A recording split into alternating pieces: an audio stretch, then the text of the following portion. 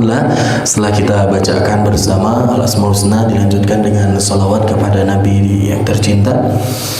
Dalam kesempatan ini kita pun sama-sama menguatkan hati untuk senantiasa dapat menggenapkan Allah di dalam hati kita sebagai satu-satunya Rabb yang berhak diibadahi dengan benar, yang setiap waktu dan setiap harinya kita berupaya untuk menyusun dan merangkai ibadah dan juga menyuguhkan amalan-amalan terbaik kita kepadanya, yang mudah-mudahan seluruh apa yang telah kita korbankan, baik ibadah badaniyah kita, ibadah ruhiyah kita, salat kita, kesabaran kita, ketawaduan kita, dan juga ibadah-ibadah yang lainnya, mudah-mudahan dapat diterima sebagai amalan solehan mutakabbalan.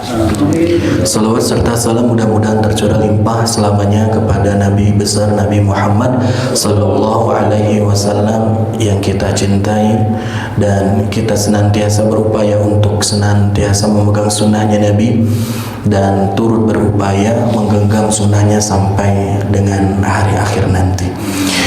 Baik jemaah sekalian, kemarin sebelumnya kita telah bahas bersama pada surah Az-Zalzalah yang berkaitan dengan hari kiamat, yang Allah Subhanahu wa taala gambarkan beberapa kejadian yang luar biasa pada surah ini. Dan kemarin kita telah bahas ya Pak ya, di antara ciri-ciri datang dan dekatnya kiamat itu, pertama apa Pak kemarin masih ingat? Ketika ada satu masa ibu dibabukan, istilah bahasa kita mah gitu ya. Ketika ada seorang perempuan, seorang ibu yang melahirkan majikannya. Setelah itu masa-masa mendekat pada akhir dari kehidupan dunia, akan datang satu masa ketika manusia diperbudak oleh materi, yang setiap harinya memikirkan bagaimana cara meraup untung dalam kehidupan dunia dan melupakan akhirat. Dan tidak lupa juga setelah Nabi Muhammad SAW ungkapkan bahwasanya dengan datangnya Nabi saja sebetulnya itu sudah menjadi salah satu indikasi bahwasanya dunia ini segera berakhir, karena Nabi Muhammad sebagai Khatamul Anbiya, penutupnya para nabi, berarti sudah tidak akan ada lagi nabi baru, tandanya ini adalah akhir zaman, nabi penutup, dan kita hidup pada akhir zaman kehidupan dunia. Dan juga Nabi Muhammad SAW berikan ciri yang lebih khusus. Pada saat nanti mendekat kiamat itu, nanti minuman keras itu akan diminum layaknya minuman biasa. Khamr itu dijadikan sebuah minuman yang tidak ada lagi kandungan atau status haramnya. Siga bandrek, siga bajigur, orang-orang meminum sudah tidak ada rasa bersalah, tidak merasa bahwasanya itu adalah suatu hal yang merugikan dirinya, berdosa di hadapan Allah. Setelah itu merebak juga kebodohan, sehingga orang-orang dikatakan oleh Nabi Muhammad SAW akan mengangkat seorang pemimpin. Pemimpinnya ini adalah pemimpin yang bodoh. Fasu'ilu fa'aftau bighairi ilmin. Bahkan ketika dimintai pendapat, dimintai fatwa hukum, dia akan berfatwa, memberikan kebijakan tanpa ada ilmunya. Dan disebutkan adallu, dia itu adalah orang yang sesat dan menyesatkan.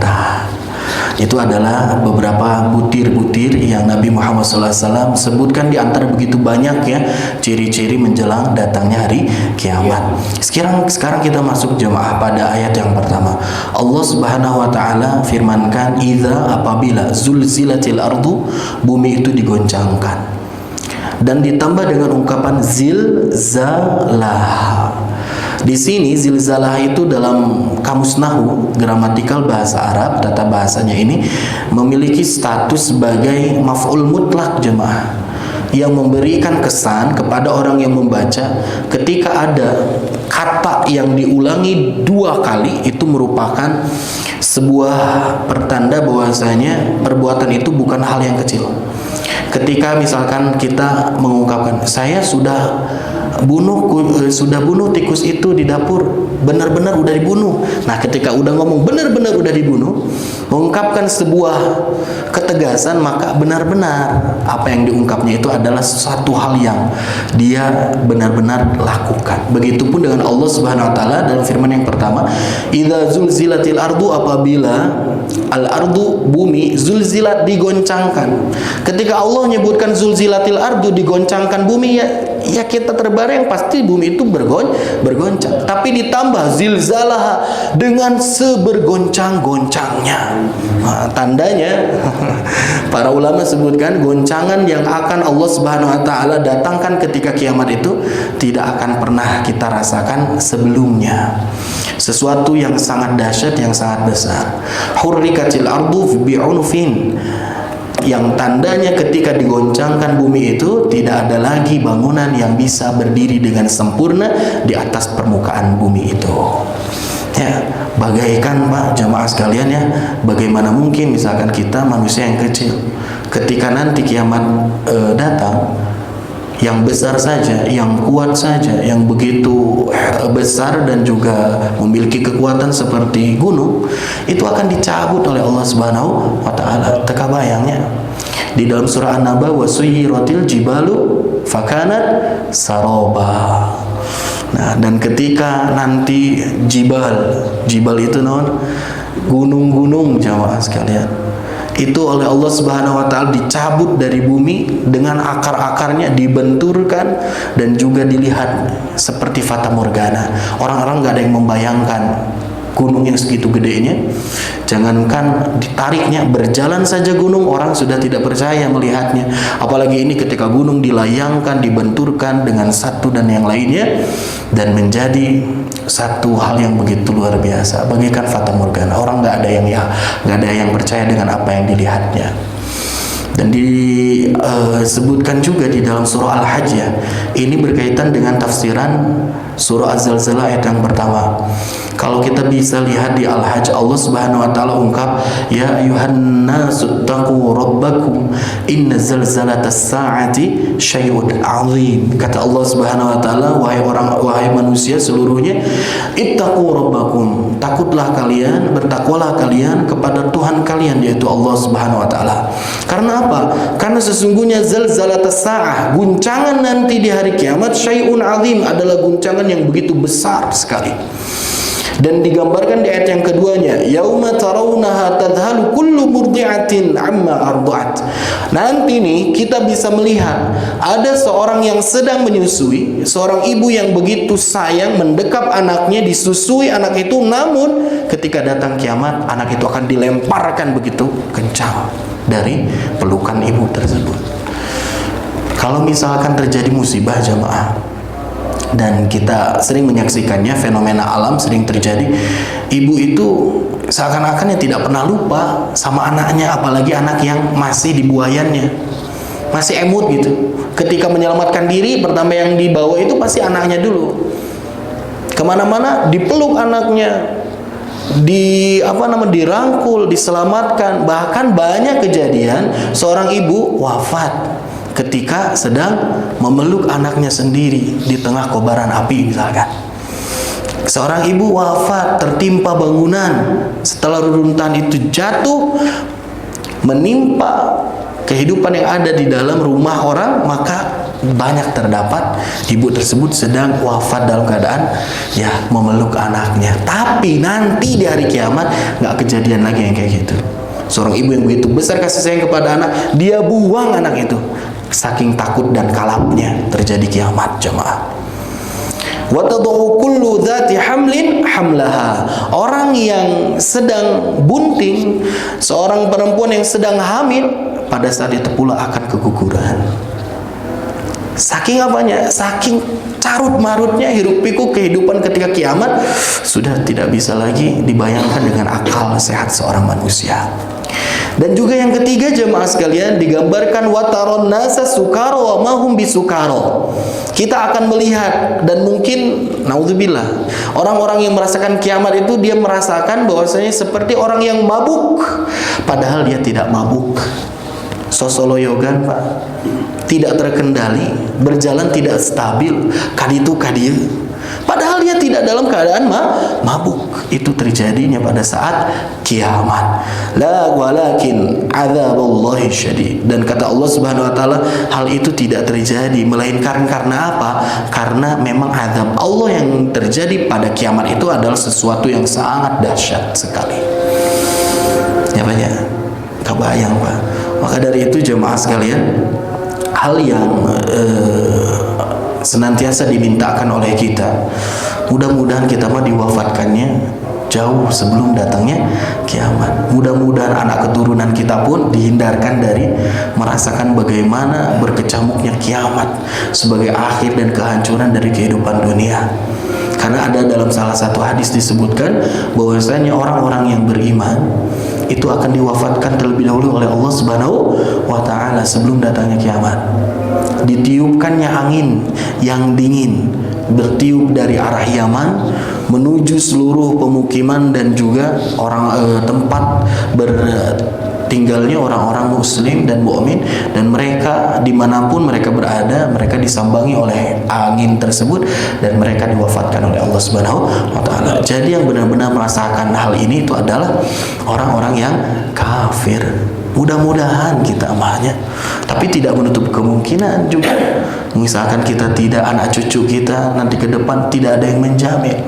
Maka dari itu kita harus persiapkan ya pendidikan yang terbaik untuk anak-anak cucu kita, keturunan kita, sehingga mereka benar-benar masih mampu untuk menggenggam keimanan dengan sempurna. Jemaah sekalian, bukan hanya bumi yang pada saat itu berguncang, tapi Allah Subhanahu wa taala gambarkan laut pun yang 2/3 dari daratan ini itu akan diluapkan oleh Allah Subhanahu wa taala. Wa idzal biharu fujirat. Ini dalam surah Al-Infitar ayat yang ketiga. Ketika nanti al-bihar, lautan itu fujirat. Fujirat itu akan diluapkan jemaah sekalian. Ya kabayang wiki ya, iya cai di dalam gelas, di dalam wadah, tapi tidak ditutupnya misalkan. Setelah itu diguncangkan permukaan bawahnya, maka air itu dia akan tamplok jemaah sekalian, akan merebak kepada seluruh daratan, dan dinyatakan bahwasanya banyak tafsir menyebutkan maka nanti air laut dari tepian satu dan tepian lain, dari ujung timur dan barat itu akan bertemu dan berkumpul. Artinya apa? Daratan akan tenggelam, sudah tidak ada lagi daratan nanti ketika datangnya kiamat. Mau kebayang laku kita. Bukan hanya laut jemaah sekalian. Pada saat itu, ya setelah gunung, setelah laut, ya bumi saja bukan hanya sekedar digoncang, tapi para ulama sebutkan nanti bumi itu akan terbelah menjadi beberapa belahan. Pami di kita mah di lembur misalkan ya ada gempa atau pergeseran lempengan bumi, itu ada retakan-retakan, ada sesar segala macam, itu sudah membuat orang heboh. Itu air retakan di dia, wah tinggali jalan segitu kabelah segala macam. Tapi belahan-belahannya itu tidak sampai 1 meter, 2 meter enggak nyampe.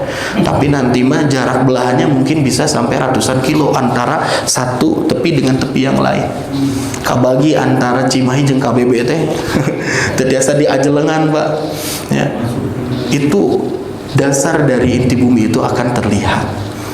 Dan itu tidak bisa kita bayangkan jemaah sekalian, betapa dahsyatnya nanti alam dunia ini akan dihancurkan oleh Allah Subhanahu wa taala. Kita hidup di sininya karek dienderkeun sekedigen tos deg-degan luar biasa. Ieu meureun kiamat teh, ieu meureun kiamat teh.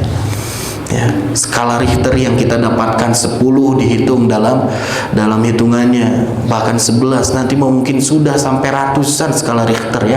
Gak tahu guncangannya bukan sekedar berguncang kanan kiri atas bawah, dibalikeun, ditamplokeun bumi teh, tanah sebegitu kuatnya bagaikan air yang bisa ya Allah. Nah, itulah gambaran dari ayat yang pertama.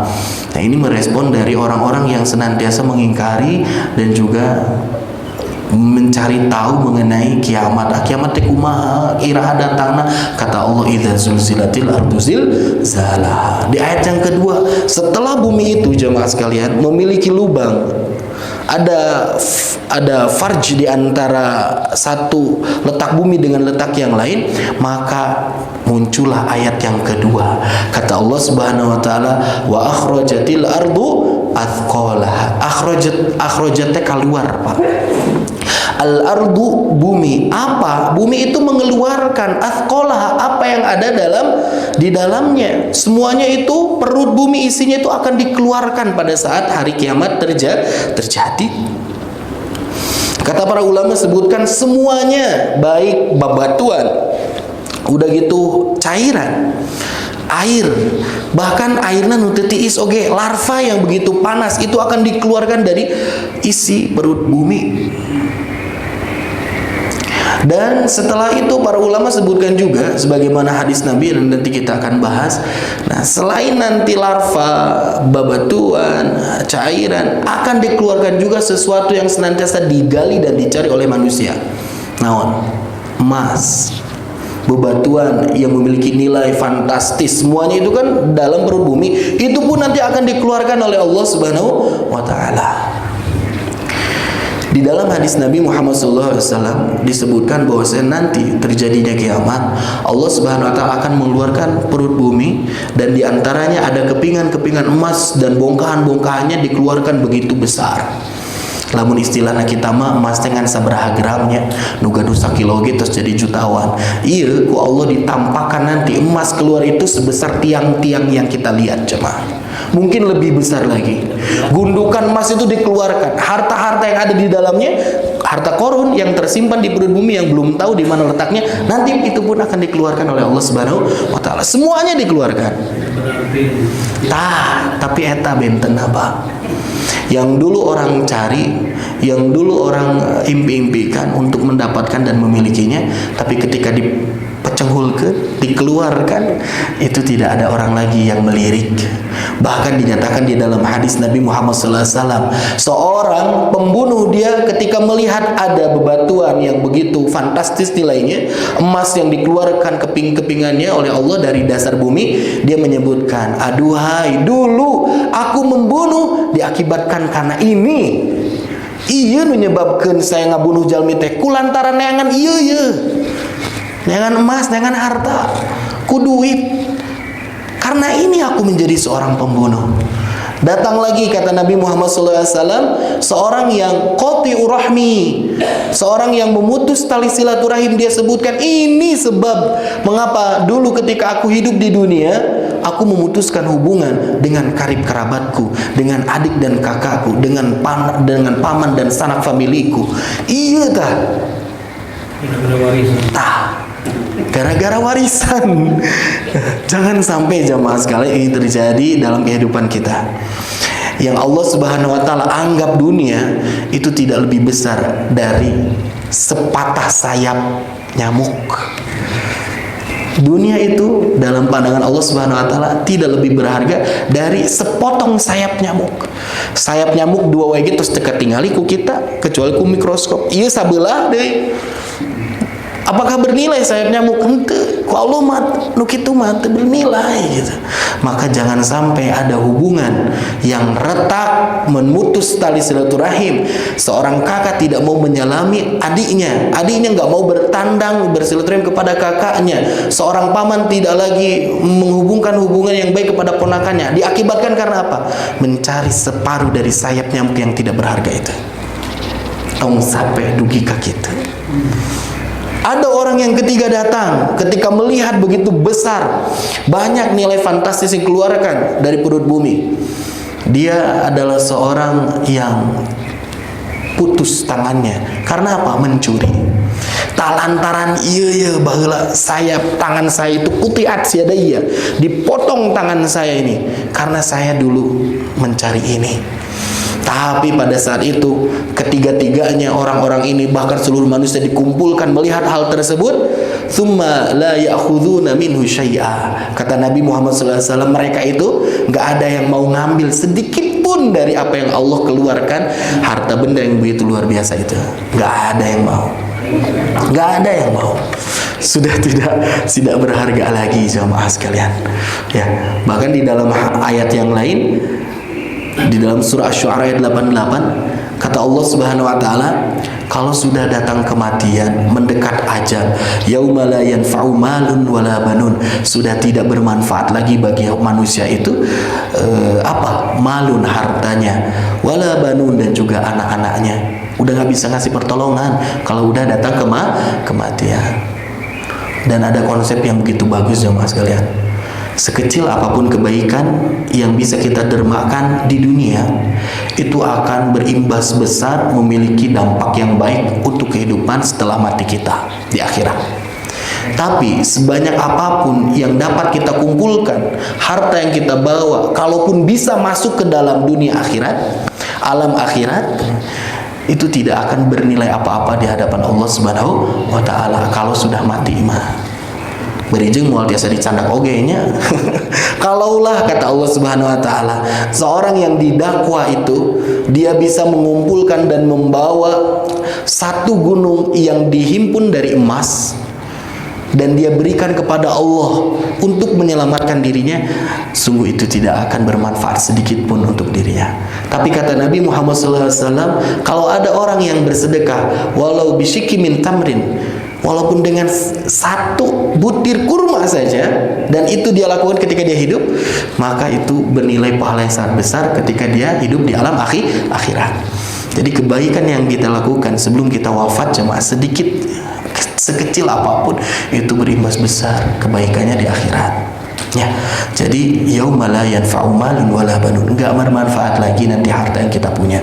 Anak-anak juga kalau kita sudah meninggal ya kalau misalkan anaknya soleh, alhamdulillah, memberikan kebaikan, bermanfaat untuk kehidupan akhirat kita. Tapi kalau anak-anaknya lupa, jangankan sama orang tua, sama Allah saja dia sudah lupa, bagaimana mungkin anak itu akan memberikan manfaat untuk orang tuanya.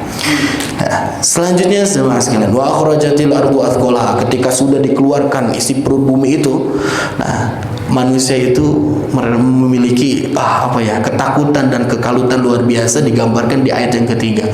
Wa qalal insan, pada saat itu manusia dia berkata dan bertanya-tanya, malaha ayan naon ini, ada apa ini yang terjadi? Sesuatu yang belum pernah kami lihat sebelumnya, sesuatu yang begitu membuat hati kami begitu remuk dan takut sekali. Itu ayan naon, nu biasana matahari terbit dari timur, tenggelam di barat, ini sebaliknya, matahari sudah mulai terbit dari barat, mengarah dan terbenam pada timur tempat terbitnya. Itu membuat orang tuh jadi genjeleng, Pak. Jangankan yang seperti itu, fenomena yang luar biasa gede gitu ya. Ketika kita lihat dari gunung misalkan, berhamburan ribuan binatang, burung-burung itu lari kabur dari tempat tinggalnya, sarangnya, kan kita harus berpikir aya naon ya gitu. Kamari genjeleng tadi Antapani ya, diserang oleh kawanan tenyom kawanan monyet, itu sampai masuk ke pemukiman warga, ke komplek-komplek ya gitu. Di Antapani, Pak. Ya, pami di Cimahi mah, Curug Pelangi mah ada memang tempat. Ini mah masuk ke pemukiman warga. Eta kita membuat genjeleng, termasuk berita Pak, PRFM tuh dirilis di koran. Ya. Ini apalagi fenomena alam yang sangat besar terjadi. Ya, maka dari itu waqalal insanu malaha. Orang-orang itu bertanya, "Itu aya naon?" gitu. "Itu kunaon bedaki naki?" gitu. Ya, menggambarkan betapa takut dan kalutnya mereka saat terjadi detik-detik kehancuran dunia dan bumi. Ya, tapi ada juga sebagian orang yang mungkin ya pada saat itu pernah mendengar bahwasanya ada kisah dulu yang banyak orang-orang terdahulu sebutkan akan ada kiamat, boa-boa itu kiamat gitu. Ya, tapi karena mereka tidak beriman, jamaah sekalian, karena saking takutnya mereka lupa sama yang seperti itu. Ya, bahkan Nabi Muhammad SAW ungkapkan laisal khobaru kal muayyanati. Orang yang dia dapat khobar, dapat kabar sesuatu itu belum tentu sama responnya dari orang yang benar-benar melihat langsung. Jalmi nu nembe nguping-nguping ngungkul, itu tidak mungkin sama nanti responnya sebagaimana nanti orang itu melihat secara langsung. Iya, itu kata Nabi Muhammad SAW. Ada orang yang mendengar berita tentang kematian. Sekarang kan kita kan mendengar berita tentang kematian, dan kita belum pernah merasakan, Pak. Namun kita terus merasakan, mungkin ID dia. Nah, walaupun kita pernah mendengar betapa sakitnya hari nanti ya, dicabutnya nyawa ya, berpisahnya antara ruh dan juga raga, kita kan tak tahu sakit sekali rasanya. Bertaut dari betis kanan ke betis kiri dicabut perlahan. Kemudian bagi orang-orang yang banyak dosanya itu, sebelum dia wafat itu ditampakkan oleh Allah di pandangan matanya apa yang telah dia lakukan dan kemana nanti arah dia setelah hidup di dunia dikembalikan. Karena neraka, ke surga ditampakkan oleh Allah Subhanahu wa taala. Nah, ketika dicabut itu nyawa itu sakit sekali. Kita kan tahu ya kabarnya, tapi tidak mungkin sama nanti ketika kita benar-benar merasakannya. Pasti berbeda. Makanya tidak mudah bagi orang yang mengucap kalimat tahlil la ilaha illallah. Eta teh siga di sinetronnya. Cedar tabrakan. Golepak. Kejat-kejat la ilaha illallah. Saat gitu aja. Padahal jalmi burawong, bawong, garong misalkan ya. Nah, enggak semudah itu. Ya, maka dari itu perlu diusahakan, perlu dengan bimbingan, ada yang menalkinkan. Nah, karena sedang berjuang di situ teh antara setan dan juga ya kita sebagai orang yang menuntunnya. Setan kan ingin pada akhir kehidupan manusia itu dia mengingkari terhadap keimanannya. Makanya jamaah sekalian harus selalu didampingi gitu. Bagus. Nah, ini di ayat yang ketiga, genjleng jalmi-jalmi teh pada bertanya-tanya ieu teh aya naon, aya naon. Di ayat yang keempat, yauma idzin, pada hari itu, tuhadditsu, bumi menyampaikan akhbaroha, kabar-kabarnya. Naon maknanya ini, kata Allah Subhanahu wa taala, pada hari terjadinya kiamat itu, pada saat itu tuhaditsu, bumi itu akan membeberkan, menjelaskan, membicarakan dan juga memberikan semua penjelasan kepada Allah Subhanahu wa taala akhbaroha, mengenai kabar-kabarnya. Maknanya jamaah sekalian, nanti bumi itu dia bisa mengatakan kesaksiannya di hadapan Allah Subhanahu wa taala. Nah, emang bumi biasa ngomong, biasa ngecap gitu. Di mana mulutnya? Apakah bumi punya mulut gitu? Bingung kan? Ya kalau nggak punya iman mah bingung jemaah. Ya jangankan itu, kalau orang-orang yang senantiasa menjalankan logikanya saja gitu ya. Jangankan bumi yang nggak punya mulut bisa ngomong, kadang-kadang yang punya mulut aja nggak bisa ngomong. Ini masa bisa nggak punya mulut tapi ngomong ya gitu. Ucing kan nggak ada mulut pak, tapi nggak bisa ngomong, biasanya mengeong. Toke punya mulut, biasanya nyebutnya toke, tiasa nusanes gitunya. Nah ini bumi nggak punya mulut, masa bisa ngomong? Hal itu adalah mudah bagi Allah Subhanahu wa taala. Ku Allah mah tinggal nyebutkan kun. Iya, jadilah fayakun, maka terjadi apa yang diinginkan oleh Allah Subhanahu wa taala. Bahkan sebelum terjadinya kiamat, di akhir ya kehidupan bumi ini, awal kali bumi itu diciptakan oleh Allah Subhanahu wa taala dan langit bersamaan dengan itu, Allah Subhanahu wa taala pernah memanggil langit dan bumi menghadap kepadanya. Ya, datanglah engkau wahai langit dan bumi dengan keadaan taat, tunduk ataupun dengan terpaksa. Akhirnya bumi dan langit ini berkata, qalata ataina bita'in. Kata bumi dan langit itu berbicara kepada Allah Subhanahu wa taala, "Mangga ya Allah, kami akan datang kepadamu dalam keadaan tunduk dan taat." Kata bumi seperti itu. Nu leuwih teu kapikiran deui naon? Kolam, Pak. Sanes kolam renang ya, kolam dalam bahasa Arab itu artinya pena. Kata Nabi Muhammad SAW menyebutkan hal yang pertama kali diciptakan oleh Allah itu adalah al-qalam, pena. Kolam Pak, bukan kalam. Kalau kalam itu ucapan ya. Ini kolam pakai qaf ya. Kolam itu artinya pena. Dan pada saat diciptakan kolam itu diperintah langsung oleh Allah Subhanahu wa taala. Tulis. Kolam bertanya kepada Allah berikutnya, "Qala ma aktub ya Rabb?" Apa yang aku harus tulis wahai Tuhanku? Tuh, pena saja dia bisa berkata kepada Allah Subhanahu wa taala. Itu hal yang mudah bagi Allah Subhanahu wa taala. Jangankan hal yang di luar kita, Pak. Nanti kulit kita saja itu akan berbicara kepada Allah Subhanahu wa taala.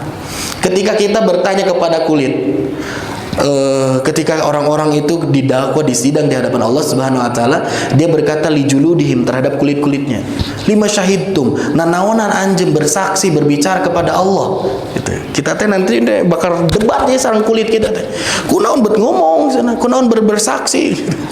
Kata kulit berbicara bahwasanya Allah yang menjadikan aku berbicara, dan segala sesuatu pun dapat berbicara dengan kehendaknya.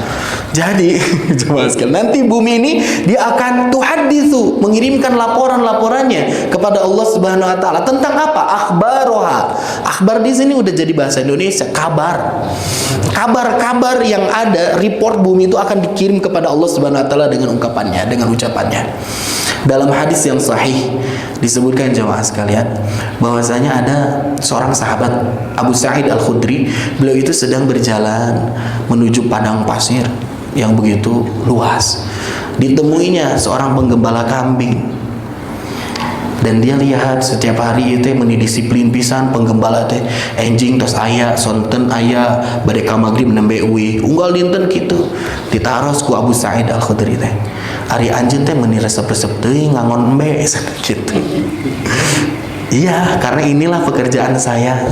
Dan memang jamaah sekalian, ngangon embe itunya misalkan itu bagi sebagian orang ataupun profesi apapun ya menurut kita mah nah bedaikan gitu ya. Tapi kalau mau udah resep gitu nya kumaha deui, dijalaninya pun tanpa beban kalau sudah cinta, sudah resep gitu nya, seneng gitu.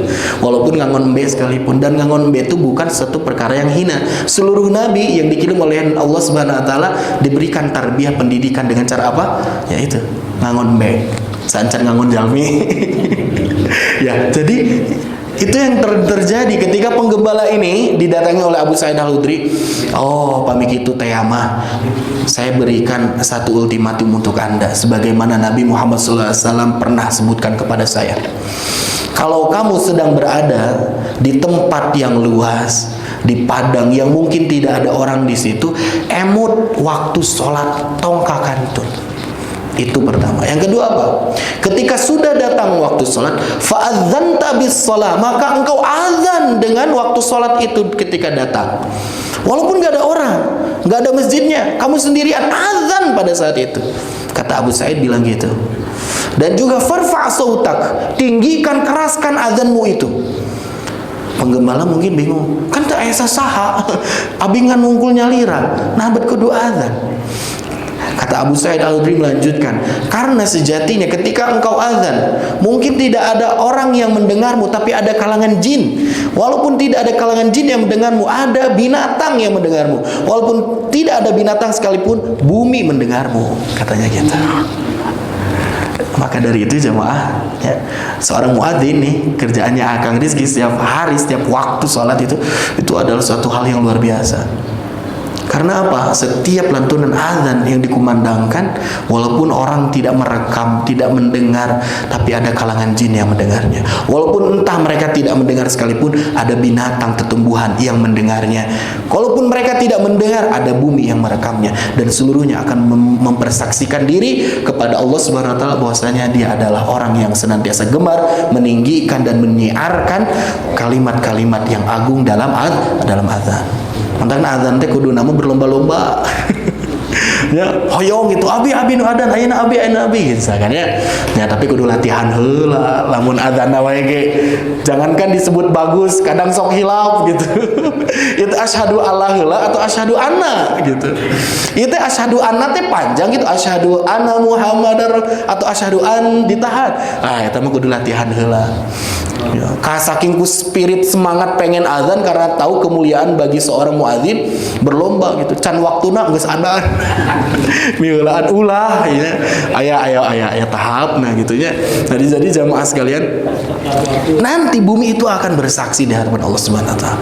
Dalam hadis yang lain, bumi itu nanti akan berbicara kepada Allah Subhanahu wa taala, "Ya Allah, fulan ya Allah, si fulan ya Allah, dia itu amila kadza wa kadza, yauma kadza wa kadza." Kata bumi menyebut itu. Si fulan ya Allah, itu pada hari itu dia melakukan hal ini ya Allah. Dia melakukan hal itu ya Allah. Anu disebutkan sadayana ka Allah Subhanahu wa taala. Mending lamun anu nate ngobrolkeun urang teh nu sae gitu nya, nu apik. anu ibadah, anu pipahalaeun. Lalu misalkan anu-anuna teh ya Allah si ieu tah ngabohong ya Allah. Ya Allah, dia hidup di atas permukaan bumi ini ya Allah, merusak bumi ya Allah, merusakku ya Allah. Ya Allah, dia itu adalah orang yang zalim kepada makhluk sekitar ya Allah. Itu nanti akan direkap oleh bumi dan disampaikan kepada Allah Subhanahu wa taala. Pantangan tong main-main, Pak. Ketika kita melakukan dosa dan kemaksiatan senyap dan sunyi dari manusia, tapi ada bumi yang senantiasa berada di pijakan kita.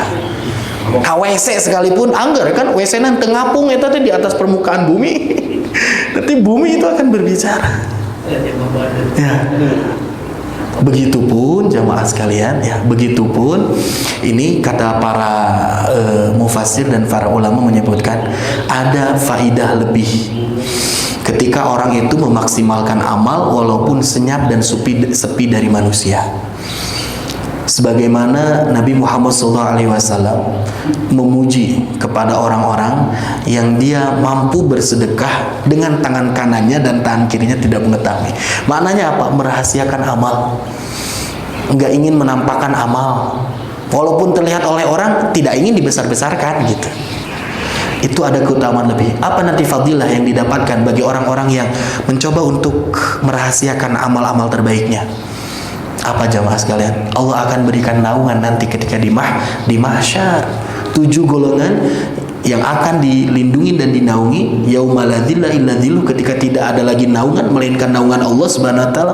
Matahari didekatkan hanya 1 jengkal dari ubun-ubun kepala kita. Itu siapa yang mendapatkan itu? Bagi orang-orang yang berusaha untuk merahasiakan amal baiknya. Walaupun gak salah juga ketika kita beramal diketahui orang, gak apa-apa. Asal jangan ketika kita beramal gak ada orang yang tahu langsung kita expose gitu, pengen ketahuan bahwa kita beramal ini nih, amal ini. Nah, jangan sampai mudah-mudahan. Karena apa jamaah sekalian? Takut nanti ya dihinggapi oleh jerat setan. Takutnya nanti setan teh niupan orang gitu. Sehingga ada ujub dalam hati kita. Mau nampak, mau tersembunyi, yang penting jaga hati, ikhlas insya Allah. Nah, dan juga jemaah terakhir sebagai penutup. Kalaulah Allah Maha Tahu, kenapa bumi harus merekam dan juga melaporkan kejadian kabar-kabar itu kepada Allah Subhanahu Wa Taala? Temangpaat atau laporan bumi dah Allah mah tos tahu. Kitunya Pak Jenal ya. Kenapa nih alasannya? Bumi tuhaditsu akhbaruha kepada Allah, merekam dan juga menyebutkan segala sesuatu yang diperbuat oleh manusia ketika hidup di atas permukaannya. Padahal pada saat itu juga Allah Maha mengetahui. Wa qad ahata bikulli syai'in ilma. Kata Allah Subhanahu wa taala, tidak ada sesuatu yang luput dari pengetahuan Allah Subhanahu wa taala. Semuanya Allah tahu. Kapan terjadi? Kenapa bisa terjadi? Allah tahu. Jangankan yang zahir, yang dalam hati saja Allah tahu. Kunaon bumi ini mereport segala kepada Allah Subhanahu wa taala. Kata para ulama, faidahnya apa? Yang pertama, ini menunjukkan sikap kemahaadilan Allah Subhanahu wa taala. Walaupun Allah tahu dengan sebenar-benarnya pengetahuan yang Allah miliki terhadap perbuatan hambanya, tapi Allah ingin berbuat adil dan menampakkan keadilannya kepada hamba-hamba secara seluruhnya.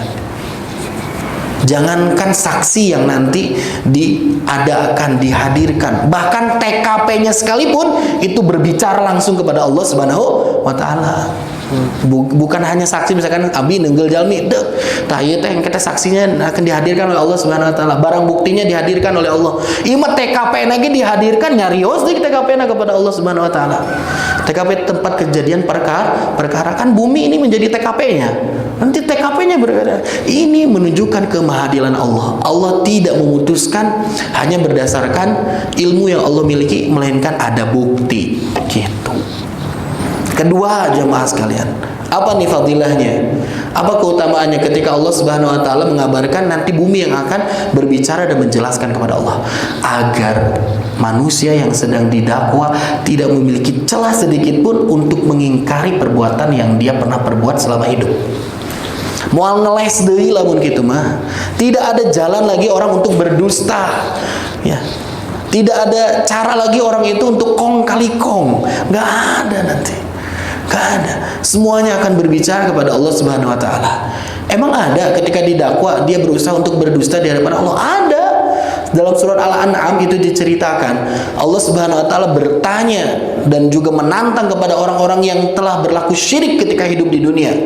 Sok datangkan ku anjeun ayeuna syuraka hukum, mana nu kapungkur ku anjeun elu-elukan yang dituhankan oleh antum, yang dijadikan berhala yang diibadahi oleh kalian. Mana keris yang dulu diagul-agulkan, mana batu ali nu kapungkur dianggap memiliki kekuatan magic, mana dukun yang kau datang ketika pemilihan, itu pun nanti akan didatangkan oleh Allah Subhanahu wa Ta'ala. Sok ayeuna bisa ngabantuan teh ku Allah, anjeun tos musyrik. Kata orang-orang ini yang sedang didakwa, wallahi ma kunna minal musyrikin.